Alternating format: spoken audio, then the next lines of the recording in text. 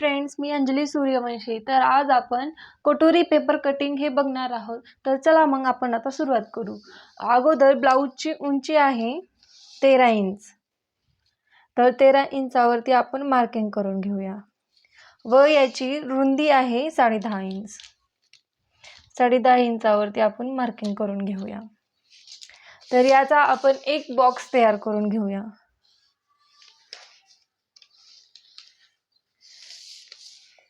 हे बघा, अशा प्रकारे आपण याचा बॉक्स तयार करून घेऊया व या बॉक्सची कटिंग करून घेऊया.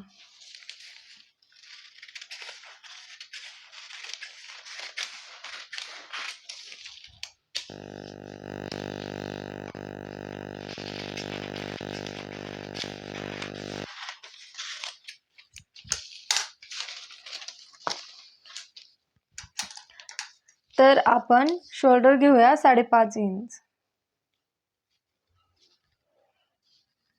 हे बघा, व याचा गळ्याचा आकार घेऊया 2.5 इंच. तर याची गळ्याची उंची आहे 5.5 इंच.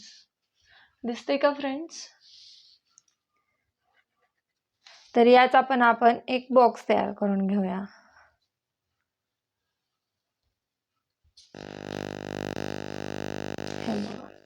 याच्या आर्महोलची उंची आहे 6 इंच.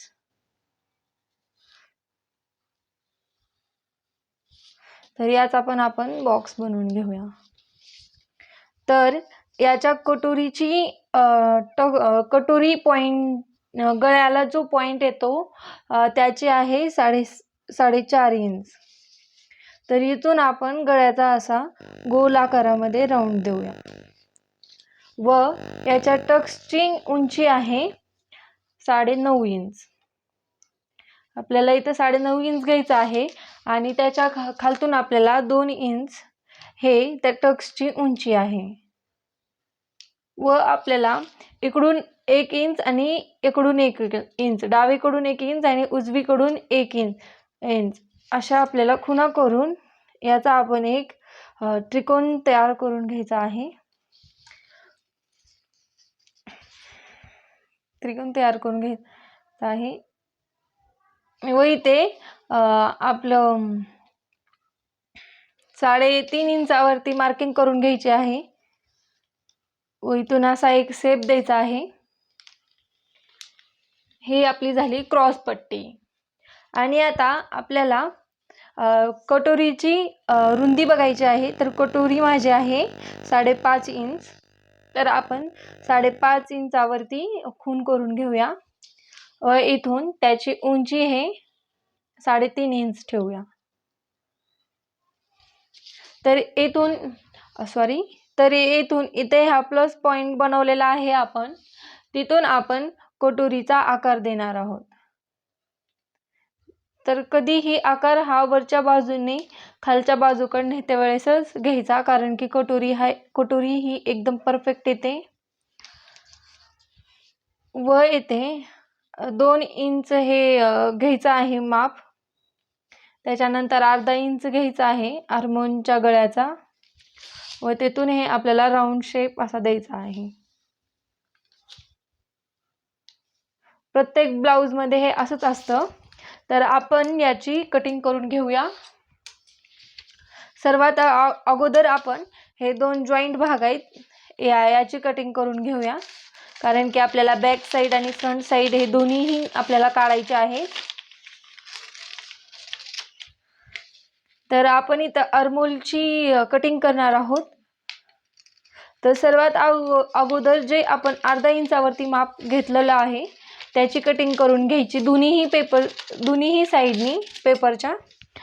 व बॅक साईडचा पेपर हा काढून ठेवायचा व फ्रंट साईडच्या पेपरचा हा जो आपण 1.5 इंच घेतलेला आहे, 2.5 इंच सॉरी, तेथून एक आपण जो आपण 2 रेषा मारलेल्या आहेत तेथून एक अर्धा इंचाचा आपण हा कट करून घ्यायचा व याचा गळा कट करून घेऊया.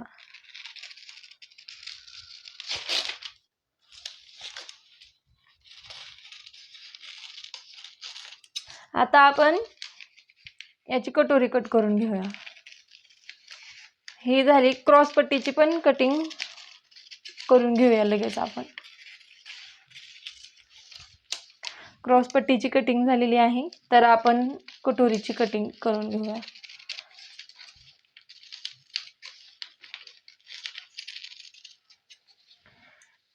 हे बघा फ्रेंड्स, हा आपण बॅक साईडची पण कटिंग करून घेऊया. बॅक साईडचा पण शोल्डरचा माप हा 2.5 इंच ठेवायचा व तेथून आपल्याला 10 इंचावरती गळ्यासाठी मार्किंग करून घ्यायचे आहे. तर इथून आपण पण बॉक्स करून घेऊया. हा गोल गळा करायचा आहे, त्यासाठी आपण तुम्ही कोणताही गळा करू शकतात, पण मी शक्यतो गोलच करते कारण की लक्षात यावं तुमच्यासाठी म्हणून. व याची पण कटिंग करून घेऊया. हे बघा फ्रेंड्स, हे झालं आपलं फ्रंट भाग, बॅक भाग सॉरी. हे आपलं फ्रंट भाग. हे बघा, हे कटोरीचा भाग आणि हा आर्मोलचा भाग, आपलं सॉरी